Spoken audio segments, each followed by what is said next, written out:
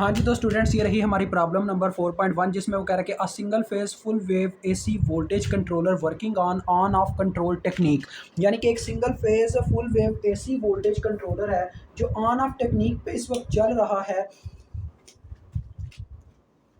जिसकी सप्लाई आपके सामने सप्लाई वोल्टेज है आरएमएस की फॉर्म में। तो बच्चों सप्लाई वोल्टेज मतलब कि ये हमें किसकी वैल्यू दे रहा है, ये हमें दे रहा है स्विच ऑन वीएस की।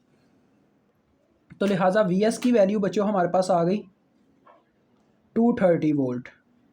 ये आरएमएस वैल्यू है, ठीक है जी, वीएस की। और उसके बाद अगर आप बच्चों इसकी वीएम वैल्यू निकालना चाहो तो निकाल सकते हो, क्योंकि आगे थायरिस्टर के लिए ना वीएम की वैल्यू, चलो आपको वहाँ पे जाके वीएम का फार्मूला बताऊंगा। अब अभी बता दूंगा तो यार आपको हजम नहीं हो पाएगा, मज़ा नहीं आएगा, यानी कि आगे का मसला हल नहीं होगा। मैं आपको जिस तरह से समझाना चाहता हूँ ना आगे का हिस्सा, वो उतने कह लें उस तरीके से नहीं हो पाएगा। तो डैट्स वाई हम अभी नहीं बताते, उसकी बात नहीं करते। आगे देखो वो कह रहा है कि 50 हर्ट्ज़ इसकी फ्रिक्वेंसी है जी, एफ एस आपके पास 50 हर्ट्ज़ हो गया, ठीक है। आपने फ्रिक्वेंसी की मदद से बच्चों पता है क्या करना है, आपने टाइम निकाल लेना है, टाइम पीरियड टी। तो T is equal to 1/fs होता है। तो 1/50 हर्ट्ज़ करोगे तो आपके पास कितना आ जाएगा ये बच्चों, आपके पास आ जाएगा 20 मिली सेकेंड। आप ये निकाल के देख सकते हो, 1/50। जी बिल्कुल, 20 मिली सेकेंड। ओके हो गया। अब हम आगे बढ़ते हैं, और क्या दिया गया जी, देखें लोड दिया गया, यानी कि आर रेजिस्टेंस दी गई है, R L is equal to 50 ohm. आगे वो कहता है कि जो कंट्रोलर है आपका वो ऑन रहता है 30 साइकिल के लिए। मैंने आपको बताया था नंबर ऑफ साइकिल जिसमें आपका कंट्रोलर ऑन रहे उसको एन से प्रेजेंट करते हैं, वो है 30। उसके बाद वो कहता है 40 साइकिल्स के लिए ऑफ रहता है, यानी कि एम की वैल्यू यहाँ पे 40 है। तो ये नंबर ऑफ ऑन साइकिल्स की बात करता है, ये नंबर ऑफ ऑफ साइकिल्स की बात करता है एम। तो कैलकुलेट करना है पहले हमने ऑन कितने टाइम इंटरवल के लिए रहा और ऑफ कितने टाइम इंटरवल के लिए रहा। तो ये बच्चों काफ़ी सिंपल है। देखो ऑन आपने इस तरह से एज उस मैंशन करनी है। तो ऑन टाइम इंटरवल हम पहले निकालेंगे, ऑन टाइम इंटरवल ऐसे आप इस तरह से लिखेंगे, ठीक है। On time interval is equal to, बच्चों काफ़ी सिंपल है, ऑन टाइम इंटरवल एन की वैल्यू को आपने टी से अगर ज़रब दे दो तो आपको ऑन टाइम इंटरवल मिल जाएगा। एन से मतलब ऑन टाइम इंटरवल, देखो इसके नाम से ही जाहिर हो गया, ऑन टाइम इंटरवल मतलब on multiply by T. On का मतलब नंबर ऑफ साइकिल जिसमें हमारा स्विच ऑन था वो है एन, और टाइम इंटरवल टी, इससे मल्टीप्लाई दी तो हमें वैल्यू मिल गई। 20 को 30 से आप मल्टीप्लाई दो, आपके पास कितना आता है यार, ये मैं डायरेक्ट कर रहा हूँ, यहाँ पे आप वैल्यूज़ लिख लीजिएगा एक दफ़ा। वैसे 20 मल्टीप्लाई बाय 30 ये मेरे पास आता है 600 मिली है, तो लिहाजा ये 0.6 आ जाएगा। और बच्चों इसका जो यूनिट होगा वो सेकंड होगा, क्योंकि टाइम इंटरवल की बात हो रही है। इसका बी पार्ट जिसमें ऑफ टाइम इंटरवल हम निकालेंगे, ऑफ टाइम इंटरवल। तो इसमें क्या होगा ज़रा देखो बच्चों, इसमें बस ये होगा कि फार्मूले में एम आ जाएगा, क्योंकि एम नंबर ऑफ साइकिल्स के लिए हमारा जो स्विच कंट्रोलर था वो ऑफ रहा, ये बताया गया हमें वहाँ पे। तो एम क्रॉस टी ये आ जाएगा इसका फार्मूला। एम है 40 और वो 30 ही है, तो लिहाजा बस 20 की जगह हमने 40 करना, तो ये आता है 1200। देखें 1200, इसको हम मिली भी साथ में लगा दें, क्योंकि मिली तो आएगा ना, ये टाइम की वैल्यू मिली में है। तो मिली मतलब इसको मुझे 1000 से तकसीम करना होगा, ये आ जाएगा 1.2 सेकेंड। ठीक हो गया जी, आपने ए जूस सॉल्व कर दी, बस इतना सा काम था। बी जूस आप करते हैं, बी जूस आरएमएस आउटपुट वोल्टेज। तो बच्चों आरएमएस आउटपुट वोल्टेज का मैंने आपको फार्मूला बताया था, उस वक्त आपको याद हो वी नॉट आरएमएस का हमारे पास फार्मूला था क्या जी, वो फार्मूला था वी एस अंडर रूट के। तो यार के हमें पहले ही कैलकुलेट कर लेना चाहिए। के का आपको फार्मूला याद होगा, मैंने बताया था number of on cycles divided by whole number of cycles, यानी कि एन प्लस एम। ठीक है जी। तो इसमें एन की क्या वैल्यू है, एन की वैल्यू 30 है, डिवाइडेड बाय आ जाएगा 30 प्लस 40। तो इसकी कितनी वैल्यू आती है, यानी कि 30 को 70 से तकसीम करना है हमने, 0.4285।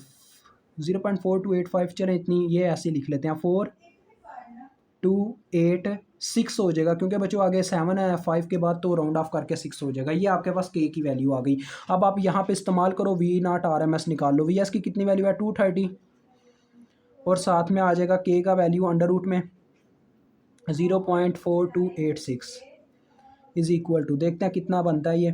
तो 230 अंडर रूट ऑफ 0.4286, तो ये बच्चों मेरे पास 150.6 कैलो वोल्ट बनते हैं।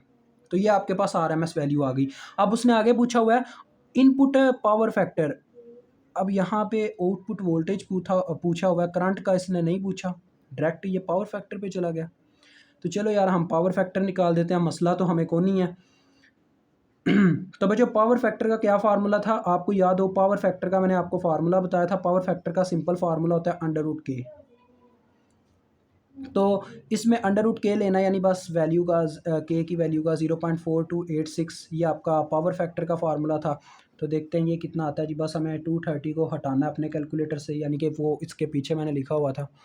तो 0.6546, 0.6546 योर पावर फैक्टर, ठीक हो गया। अब नेक्स्ट आगे बढ़ते हैं। डी जूज में है average and RMS thyristors currents, यानी कि हमने उसको थायरिस्टर करंट्स का एवरेज और आरएमएस वैल्यू बताना है। तो यार आपको ना वैसे याद होना चाहिए पावर का क्या फार्मूला था और करंट का क्या फार्मूला था। सिंगल फेज़ के लिए जो ऑन ऑफ कंट्रोलर था उसमें हमारे पास सिंपल मैंने फार्मूला बताया था। अगर आप करंट निकालना चाहिए तो आरएमएस थायरिस्टर्स करंट है ना, इनको मैंने अभी ड्राइव करके आपको समझाना है। करंट का मैंने सिंपल फार्मूला बताया था। अगर आपने आउटपुट वोल्टेज निकालनी है ना तो आउटपुट करंट निकालने के लिए आप सिंपल क्या करोगे, V naught R M S को आर से डिवाइड कर दोगे, ठीक है। और अगर आपने पावर निकालनी है तो V naught R M S का स्केयर ओवर आर करोगे तो आपको पावर मिल जाएगी। ये मैंने आपको बताया हुआ है ऑलरेडी। तो अब हम इसकी डी यूज़ करते हैं जिसमें हमने थायरिस्टर की एवरेज और आर एम एस करंट निकालनी है। सबसे पहले मैं बच्चों आपको एवरेज समझाना चाहूँगा। ज़रा देखें जो फार्मूला होता है ना बच्चों, आई, इसको मेंशन किया जाता है आई टी एवरेज के नाम से, ठीक है। अब देखें एवरेज का मतलब है कि एक होल वैल्यू है, एक होल यानी कि ऑल वैल्यूज़ का सम divided by number of values, ये चक्कर होता है एवरेज का जो सिंपल फार्मूला होता है। अब यहाँ पे आपको पता है हमारा जो सर्किट था ये वाला ऑन ऑफ कंट्रोल का, उसके अंदर दो थायरिस्टर लगे हुए हैं, जिसमें एक थायरिस्टर वर्क करता है 0 से पाई तक के एंगल के लिए और दूसरा थायरिस्टर वर्क करता है पाई से 2 पाई तक के एंगल के लिए। अगर हम उनकी एवरेज निकालें तो एवरेज में यही आएगा कि वो हाफ साइकिल 180 डिग्री कवर कर रहे हैं, मतलब कि एक थायरिस्टर 180 डिग्री का एंगल कवर कर रहा है। यही बात है ना बच्चों। तो लिहाजा इसके फार्मूले में यही आ जाएगा कि यानी करंट का फार्मूला, तो करंट के फार्मूले में बच्चों क्या होता है, वी ओवर आर, यही होता है ना। तो पहले नंबर पे तो वी ओवर आर तो आ चुका होगा, बट यहाँ पे कुछ चीज़ों का इजाफा होगा जो मैंने बताया अभी अभी आपको। वोल्टेज कौन से आएंगे, वोल्टेज आएंगे वी एम, ठीक है। वीएम आपको मैं बताता हूँ किसके इक्वल होते हैं, और बटे में आर के साथ ही आपके पास फार्मूला तो है करंट का, लेकिन आर के साथ एक और चीज़ आएगी पाई, क्योंकि आपने एक थायरिस्टर की करंट निकालनी है, मतलब कि बोथ थायरिस्टर्स की। ये आप होल करंट निकालोगे तो ये फार्मूला आपका रॉन्ग होगा। आपको मैंने बताया एक थायरिस्टर पाई डिग्री तक के एंगल के लिए ऑन रहता है, डेट्स वाई हम इसको पाई से डिवाइड कर रहे हैं। और दूसरे नंबर पर बच्चों ये जो के है ये ड्यूटी साइकिल है, यानी कि टर्न ऑन और टर्न ऑफ की रेशो। तो आपका थायरिस्टर बच्चों ऑन भी होता है ऑफ भी होता है। आपको पता है ये हमने यहाँ पे वेरीफाई किया है कि हमारा थायरिस्टर जो है ऑन भी हो रहा है ऑफ भी हो रहा है, दोनों काम कर रहा है, on off on off on off on off, ये दोनों थायरिस्टर इस तरह से वर्क कर रहे हैं। तो इसमें इसका भी करदार फिर आ जाता है। तो दैट्स वाई हम अपनी वैल्यू को के से मल्टीप्लाई भी करवा देते हैं। तो ये इसका फार्मूला बनता है आई टी एवरेज का। वैल्यूज़ पुट करो और अपना आंसर पाओ। वीएम की मैं आपको बताता हूँ वीएम का क्या चक्कर है। वीएम बच्चों असल में ना आरएमएस वैल्यू से निकाली जाती है। ये mean value √2 times of VS अगर आप करते हो, यानी कि आरएमएस वैल्यू का √2 टाइम्स लेते हो तो आपको वीएम वैल्यू मिल जाती है। तो √2 टाइम्स करके देखो यार अपनी वैल्यू का वीएस, यानी कि 230 को ज़रब दे दो √2 से, तो 325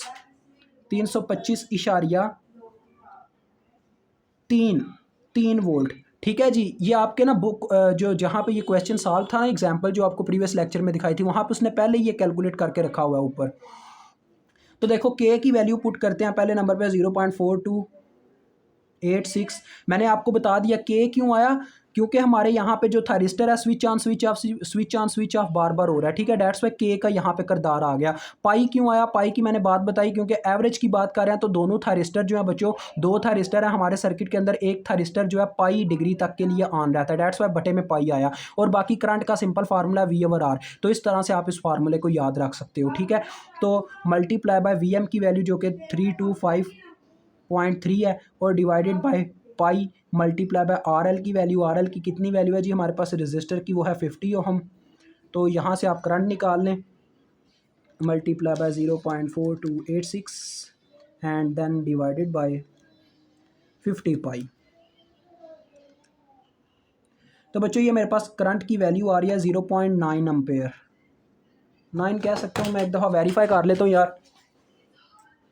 हाँ जी बच्चों बिल्कुल परफेक्ट आंसर आ रहा है। उसने बस इतना किया हुआ है आपके मतलब के बुक वाले ने कि उसने 8 के बाद जो 8 है ना उसको 9 रखा हुआ है, हम इसको अप्रॉक्सीमेटली 0.9 एम्पेयर भी कह सकते हैं, it does not matter. Average value निकाल ली, अब आरएमएस वैल्यू निकालनी है। तो आईटी की आरएमएस वैल्यू कैसे निकालेंगे ज़रा गौर से देखिएगा, मैं आपको समझाता हूँ। आरएमएस में हमने हर एक चीज़ का बच्चों अब आरएमएस उठाना है, ठीक है, हर एक चीज़ का आरएमएस। तो देखो के की वैल्यू का जो आरएमएस होगा ना बच्चों, के की वैल्यू का वो होगा √k डिवाइडेड बाई 2, यानी कि √k/2। ये भी फार्मूला बनाना आपको जनरेट करना सिखा रहा हूँ। इसमें अब पाई का ख़त्म हो गया चक्कर, पाई का कोई लेना देना नहीं है, ठीक है। बटे में आर एल तो एज इट एज है, और वी एम बचो वी एम डिवाइडेड बाई √2 होगा, ठीक है जी। यानी कि अब वी एम की जगह एग्जैक्ट वैल्यू वी एस ही पुट होगी। देखें इसको अगर मैं √2 से डिवाइड करता हूँ तो वी एस आ जाता है। तो यहाँ पे आप यही समझें कि यार आपने ना बस क्या किया, आपने अपनी वैल्यूज़ का यहाँ पे अब आर एम एस पुट किया है। तो आर एम एस में हम अगर वी एम की R M S value put करना चाहे तो वो वी एस होती है, क्योंकि देखें हमने V S R M S value थी, वहाँ से मीन वैल्यू बनाई, तो मीन की जगह अब हमने R M S current find out करने हैं, तो डेट्स वाई मीन वैल्यू की जगह हमने R M S value put की। वी एम को √2 से डिवाइड किया तो वी एस पुट हुआ, और के ड्यूटी साइकिल है, तो उसका अगर मुझे आर एम एस वैल्यू लेना है तो रूट मीन स्केयर का मतलब ये होता है बच्चों वैल्यू का अंडर रूट लेना, ठीक है जी, वैल्यू का अंडर रूट लेना, समझे मेरी बात को, वैल्यू का अंडर रूट लेना और बटे उसको 2 से डिवाइड कर देना, ये चक्कर होता है। तो अब यहाँ पे ज़रा देखें क्या फार्मूला बन जाएगा, ज़रा गौर से देखिएगा। वी एम √k और बटे में आ जाएगा, देखो ये दोनों मल्टीप्लाई हो जाएंगे, ये भी √2 है, ये भी √2 है, तो ये बना देगा 2RL, ये आ जाएगा आपके पास फार्मूला, ठीक है। तो देखें वी एम का कितना वैल्यू था हमारे पास 325.3 √0.4286, ये हमने आगे भी किया है 4286। तो यार ये डायरेक्ट पावर फैक्टर है वाला, मैं वही पुट कर देता, चले को नहीं। बटे में है 2 मल्टीप्लाई बाय RL, RL कितना बचो 50।